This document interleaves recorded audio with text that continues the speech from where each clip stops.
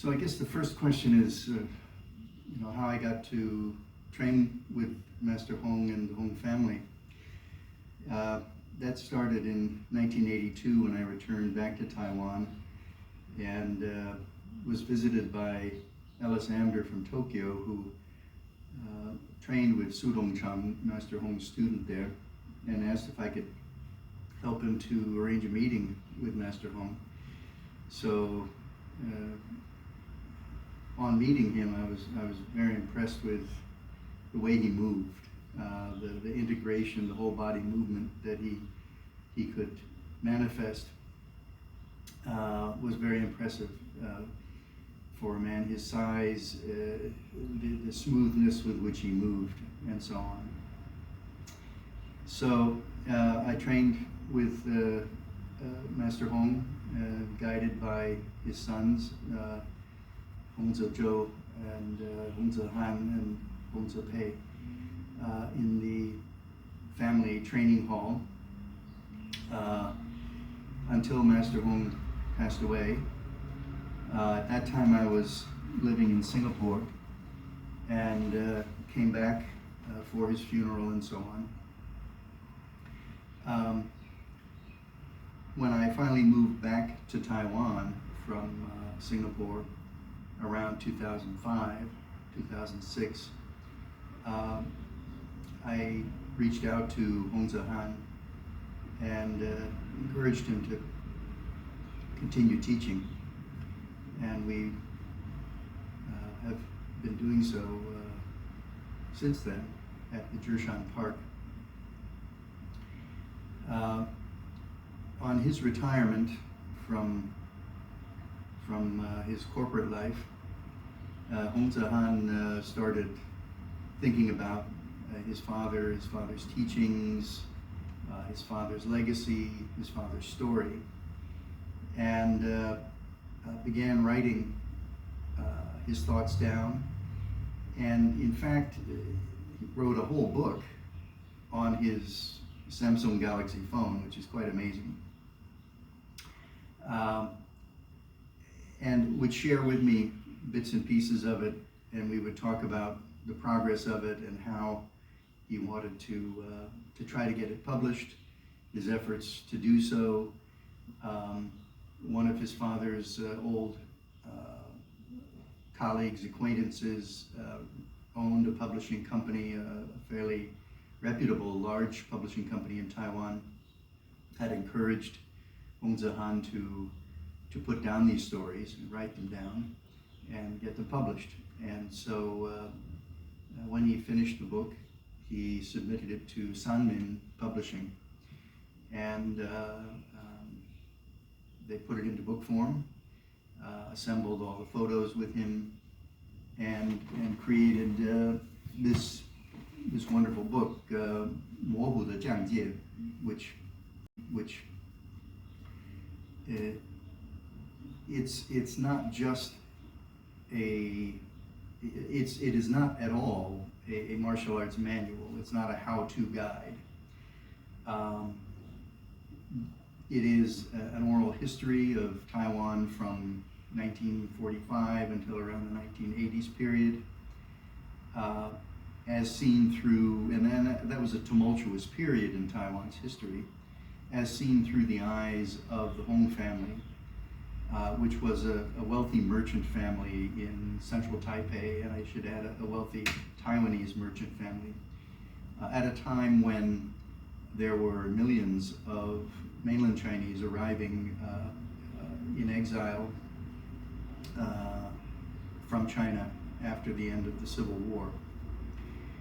So it was a tumultuous period. It was a period that was racked with a lot of strife between the people who were living in Taiwan and the people who were arriving from China. And yet, Hong Yi-xiang's father was a compassionate man. He welcomed these exiled mainland Chinese martial artists to come work and live in his compound and train his sons. And so his 5 sons, along with a community of neighborhood men became quite skilled in martial art, and in particular in northern styles of martial art and internal styles of martial art that had heretofore not been popular in Taiwan, which was more of a stronghold for southern Shaolin styles like White Crane. So this book is not a manual, but each chapter does have lessons for people who are deeply interested in martial art and who are deeply interested in following a martial path in terms of how to conduct one's life, how to analyze a situation, a conflict, a problem, a fight, as well as it's also embedded with a lot of, I would say, secrets or inner school kinds of transmissions about how to improve your skills. As Master Hong discovered these skills, as he trained them, as he practiced them, as he tried them out, we, the reader, are learning about that too.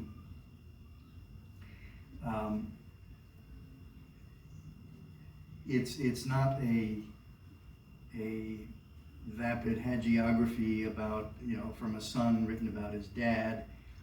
It is filled with both the suffering that the people endured during that time and also the pleasures, the humor, the grace of the people at that time, as well as lots of stories about training martial art and practicing martial art. So when洪澤漢said he wanted to do a translation of it, I had previously done published translations of Chinese literature, in particular the first volume of Xingyiquan, which is Tales of Chivalrous and Altruistic Heroes, a wuxia book that was written about 100 years ago. And I was training with Hong Zhe-han. He and I share a lot of similar interests. I enjoyed reading the chapters of his book that I had seen, but it was a huge undertaking. I mean, the Chinese edition was over 500 pages long. The English edition would certainly be, that long or longer. And it was something that had to be done right. And it took me a couple of years, frankly, after I retired, to complete the translation. And Hong Zhe-han and I would frequently meet, go through chapters. I would try to understand the nuance of the language he was using, as well as, sometimes he would be describing techniques, a fight between his father and somebody else. And describing fights in any language is not easy. Translating it into another language, also not easy. So we would sit down and I would say, okay, what was it he was doing? And then I would try to figure it out and then scope it out. And hopefully the translations are lucid.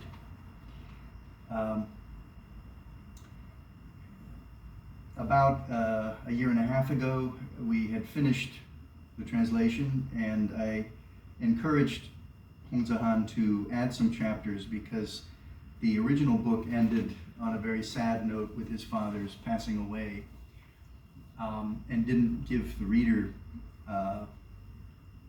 any sense for the continuation of his father's practice.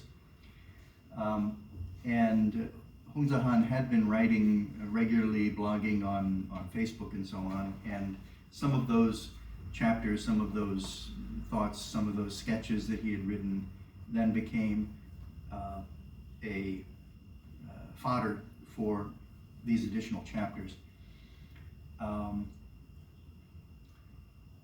We then had it edited by one of our students, Thomas Arguiro, who is a professor of English, and dressed it up.